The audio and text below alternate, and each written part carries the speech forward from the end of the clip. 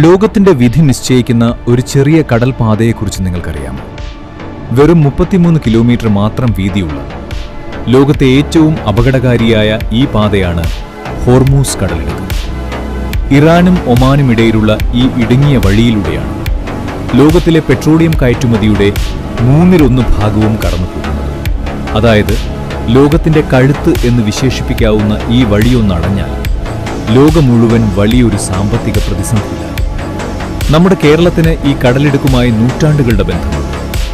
പണ്ട് അറബിക്കടൽ കടന്ന് കേരളത്തിലെ കുരുമുളകും സുഗന്ധവ്യഞ്ജനങ്ങളും യൂറോപ്പിലേക്ക് പോയിരുന്നത് ഈ ഹോർമൂസ് വഴി. ഇന്നും ലക്ഷക്കണക്കിന് മലയാളി പ്രവാസികൾ ഗൾഫിലേക്ക് വിമാനം കയറുന്നത് ഈ കടലിടുക്കിന് മുകളിലാണ്. അമേരിക്കയും ഇറാനും തമ്മിലുള്ള രാഷ്ട്രീയ തർക്കങ്ങൾ മുറുകുമ്പോഴെല്ലാം ഈ കടലിടുക്ക് ലോകത്തെ മുൾമുനയിൽ നിർത്താറുണ്ട്. ഇവിടുത്തെ ഒരു ചെറിയ തടസ്സം പോലും നമ്മുടെ നാട്ടിലെ പെട്രോൾ വിലയെയും നിത്യോപയോഗ സാധനങ്ങളെയും നേരിട്ട് ബാധിക്കും.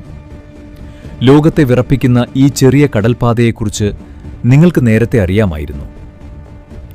നിങ്ങളുടെ അഭിപ്രായം താഴെ കമന്റ് ചെയ്യൂ. ഇതുപോലെയുള്ള അറിവുകൾക്കായി ഇപ്പോൾ തന്നെ സബ്സ്ക്രൈബ് ചെയ്യൂ.